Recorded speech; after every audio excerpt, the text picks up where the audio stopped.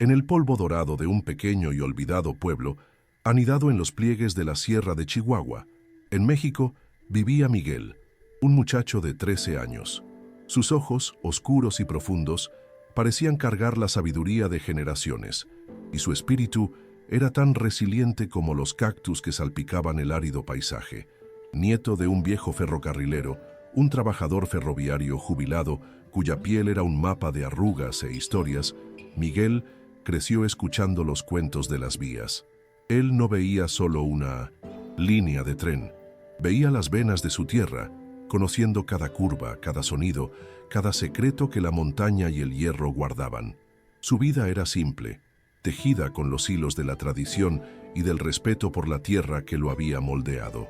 Muy por encima de su realidad, en la comodidad climatizada de un vagón de lujo que cortaba el paisaje como un cuchillo de plata, viajaba el señor Vargas. Un magnate de la Ciudad de México, su traje era tan gris como su visión del mundo, y su arrogancia tan se basta como el cañón allá afuera. Para él aquella tierra no era un hogar, sino un activo. En su celular finalizaba los detalles de su próximo gran proyecto, un resort de lujo que sería erigido sobre la cultura y las casas de aquella comunidad. Para Vargas, la gente local era apenas un inconveniente, un eco de un pasado que necesitaba ser silenciado para dar lugar a su concepto de progreso, un progreso medido en dólares y exclusividad. El contraste entre los dos era un abismo tan profundo como el desfiladero que el tren estaba a punto de cruzar.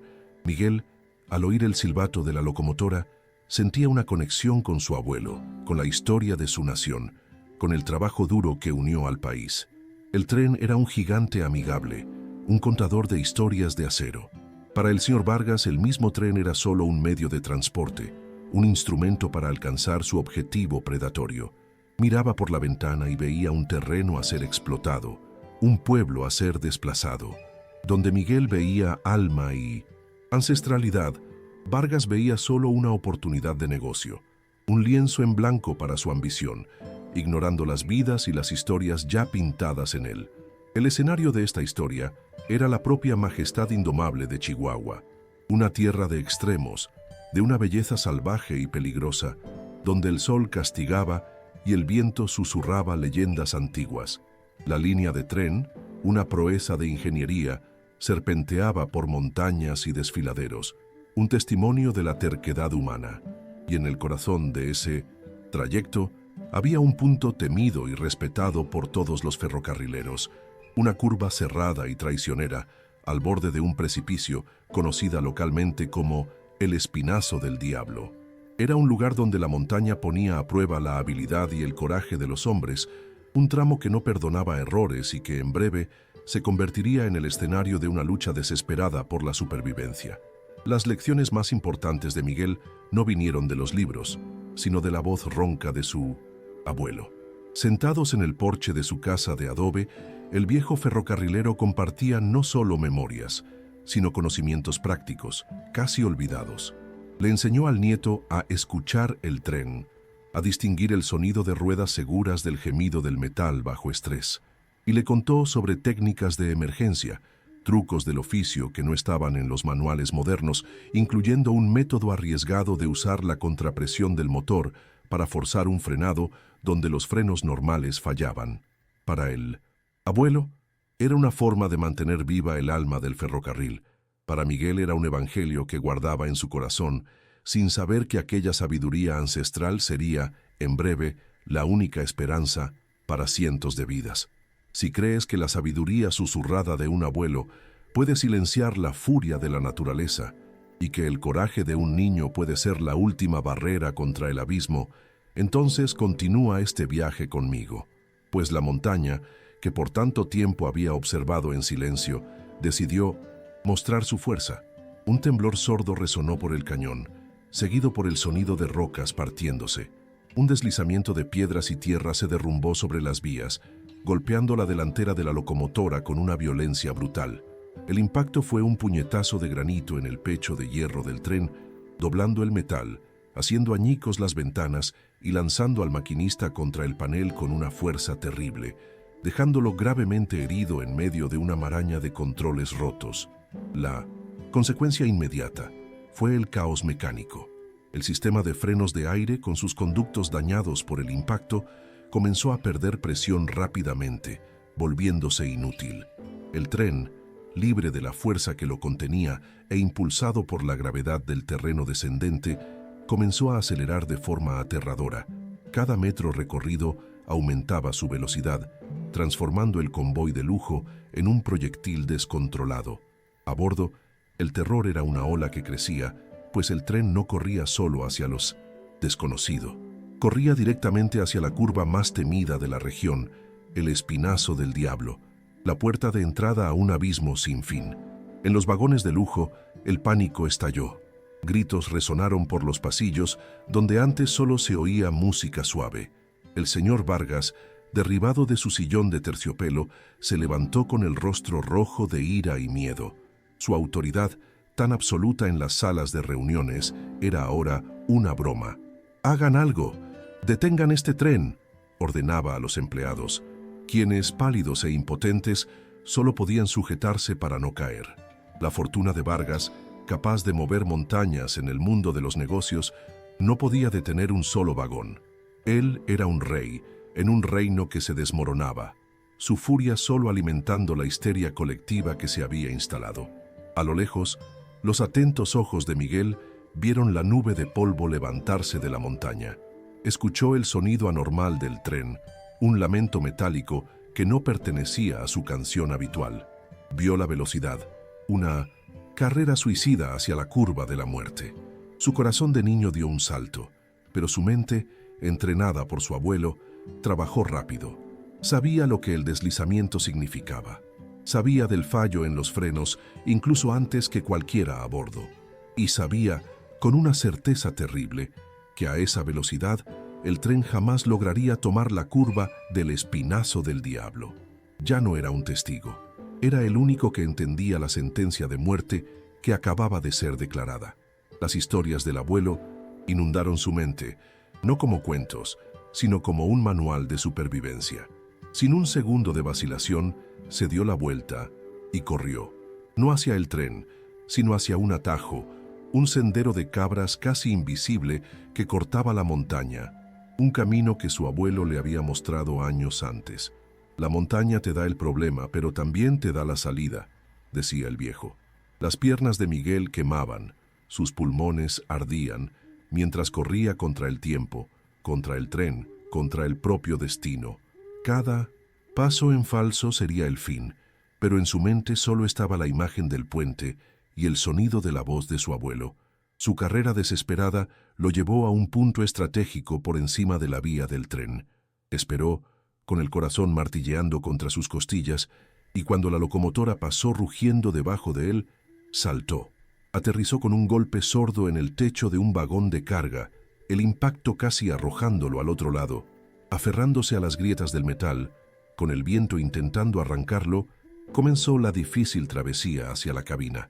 Se movía con la agilidad de quien nació en aquel paisaje, un pequeño fantasma de polvo y determinación sobre un monstruo de acero en furia, invisible para los aterrorizados pasajeros de adentro. Al llegar a la cabina, la escena era de puro caos. El maquinista estaba inconsciente y sangrando, mientras un asistente intentaba en vano operar los controles destruidos. Fue entonces cuando el señor Vargas, que había logrado llegar al frente, lo vio. Para el 1926, magnate, aquel niño sucio de tierra apareciendo de la nada, era la personificación de sus peores miedos y prejuicios. «¿Qué estás haciendo aquí? ¡Sal! ¡Fuera!», gritó Vargas, el pánico mezclándose con la desconfianza, viendo en Miguel no una esperanza, sino una amenaza más, un salvaje que había invadido su mundo. Miguel ignoró los gritos. El pánico de los otros era solo ruido. Sus ojos recorrieron el panel, no hacia los controles electrónicos destruidos, sino hacia un conjunto de palancas, manuales cubiertas de polvo en un rincón. La palanca de la contrapresión empujó al asistente a un lado y agarró el metal frío. Era la técnica que su abuelo había descrito tantas veces. Un ballet peligroso de revertir el flujo de vapor, forzando a los pistones a trabajar contra la rotación de las ruedas. Era una maniobra brutal para la máquina, un último recurso desesperado. una sabiduría antigua contra un desastre moderno. El abismo del cañón ya era visible por la ventana delantera, un vacío hambriento esperándolos. El espinazo del diablo ya no era una curva, sino el borde del mundo. El señor Vargas, viendo al niño operar palancas que nadie más se atrevía a tocar, decidió que aquello era una locura. Avanzó, con la mano extendida para arrancar a Miguel a la fuerza de los controles, para impedir lo que él creía que era el acto final de sabotaje. Pero lo que aquel magnate no sabía era que el secreto de la salvación no estaba en la tecnología rota, sino en una lección susurrada de abuelo a nieto, un saber antiguo a punto de librar su última y más importante batalla. En el exacto segundo en que los dedos de Vargas estaban a punto de tocar el hombro de Miguel, el niño tiró de la última palanca con un grito que era en parte esfuerzo y en parte oración. La respuesta de la locomotora fue inmediata y cataclísmica. Una sacudida violenta recorrió la espina dorsal del tren, un espasmo de metal que arrojó a todos al suelo. Un sonido gutural y pavoroso emergió de las entrañas del motor. El sonido de pistones gigantes siendo forzados a luchar contra su propio movimiento. Una batalla interna entre la fuerza de la gravedad y la sabiduría de una técnica ancestral. El tren entero tembló como un animal herido, resistiendo la carrera hacia la muerte con una terquedad mecánica que era el eco de la propia terquedad del niño. La agonía del metal se transformó en un chillido continuo y agudo. Las ruedas se bloquearon y deslizaron sobre los rieles, soltando una cascada de chispas que iluminó el borde del precipicio. El tren protestó, rechinó, pero obedeció. Desaceleró de forma increíble, metro a metro, hasta detenerse con una sacudida final, tan abrupta que hizo que el vagón delantero se inclinara hacia adelante. Y entonces, el silencio. Un silencio tan absoluto que se podía oír el viento silbando por el espinazo del diablo. La delantera de la locomotora estaba suspendida sobre la nada, a centímetros de la caída fatal. Estaban a salvo, equilibrados en la frontera, exacta entre la vida y el abismo. En ese silencio aturdido, el asistente del maquinista, un joven ingeniero, levantó la cabeza del suelo y miró el panel manual, luego a Miguel. Sus ojos se abrieron de par en par con incredulidad y admiración. «Dios mío», susurró con la voz temblorosa, «es el frenado de contrapresión, la maniobra del motor reverso. Nunca he visto esto. Solo leí sobre ella en los manuales antiguos del ferrocarril, en los diarios de los primeros ferrocarrileros. Decían que era leyenda, que ya nadie sabía cómo hacerla. La revelación quedó flotando en el aire. Lo que había salvado a todos no fue un acto de suerte, sino una ciencia olvidada, un conocimiento profundo que la modernidad había descartado. Las palabras del joven ingeniero fueron como un golpe físico para el señor Vargas. Se quedó helado, con la mano aún extendida en el aire. Miró el abismo allá afuera, la muerte que habían burlado por un pelo, y luego al niño, el intruso, el salvaje al que estaba a punto de atacar. Era en realidad un maestro de un arte perdido. Aquel muchacho polvoriento, hijo de la tierra que tanto despreciaba, llevaba en sí un legado de sabiduría más poderoso que toda la tecnología e ingeniería en la que Vargas confiaba. La certeza del magnate se rompió en 1000 pedazos, reemplazada por la abrumadora comprensión de su propia y colosal ignorancia. El rostro de Vargas, antes una máscara de ira, se contorsionó en una expresión de pura humillación. Ya no veía un obstáculo para su resort, veía el rostro de su salvador. Vio la dignidad, la fuerza y la herencia de todo un pueblo reflejadas en la mirada tranquila y exhausta de Miguel. La vergüenza lo inundó, una marea caliente que quemó su orgullo hasta las cenizas. Su proyecto, su desprecio, su arrogancia, todo pareció tan pequeño, tan patético ante la grandeza silenciosa de aquel niño. En ese momento, al borde del precipicio, el señor Vargas no solo fue salvado, fue fundamentalmente quebrado, y a partir de esos añicos, algo nuevo comenzaba a formarse. Cuando la puerta de la cabina se abrió, los pasajeros sobrevivientes, con los rostros marcados por el terror, vieron una escena que jamás olvidarían. El maquinista herido siendo atendido, el joven ingeniero mirando al niño con reverencia, y el gran magnate, el señor Vargas, apoyado en la pared, con la cabeza gacha, despojado de toda su autoridad. En el centro de todo, de pie junto a los controles que le obedecieron, estaba Miguel. En ese instante, las jerarquías del mundo se invirtieron. El poder no estaba en el traje caro ni en la cuenta bancaria, sino en el coraje, la sabiduría y el alma de un niño de Chihuahua que conocía los secretos de la montaña. Meses después, el eco del heroísmo de Miguel resonaba en los salones de mármol del Palacio Nacional, en la Ciudad de México. Convocado por el propio presidente de la República, el niño de Chihuahua estaba en el centro de una nación que lo celebraba. Antes del acto principal, un hombre subió al podio. Un hombre que el país conocía por su riqueza, pero que ahora se presentaba con una nueva y frágil humildad. Era el señor Vargas. Con la voz entrecortada, contó la historia no de un accidente, sino de su propia ceguera.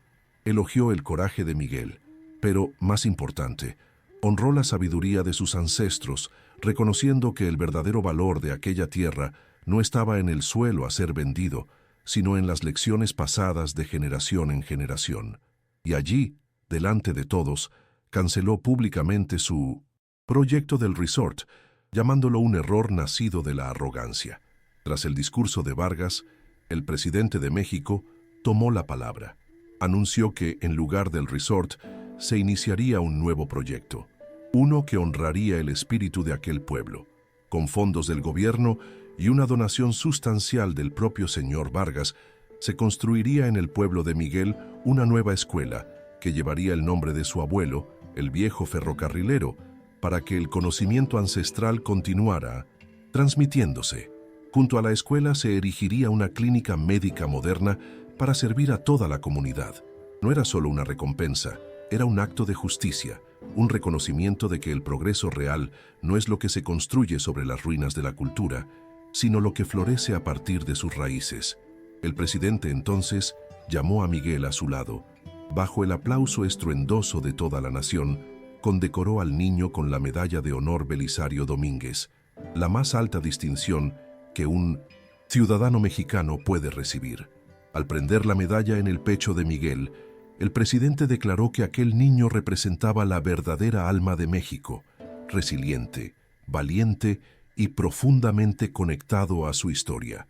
La historia de Miguel dejó de ser un relato de periódico para convertirse en una leyenda moderna, un símbolo de que los mayores héroes a menudo vienen de los lugares más olvidados, llevando consigo la sabiduría que el poder y el dinero no pueden comprar. De vuelta en Chihuahua, el aire ya no huele solo a polvo, sino a la promesa de un futuro nuevo. Los cimientos de la escuela Abuelo Ferrocarrilero ya se están levantando. Miguel está sentado con su abuelo en el porche de la casa de adobe, la pesada medalla de oro sobre la mesa junto a una taza de café.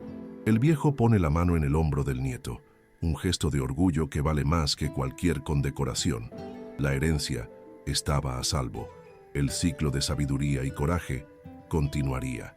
Si el coraje de este niño y la sabiduría de su abuelo tocaron tu alma, comparte esta historia para que el mundo nunca olvide que las raíces más profundas son las que sostienen a los más grandes héroes.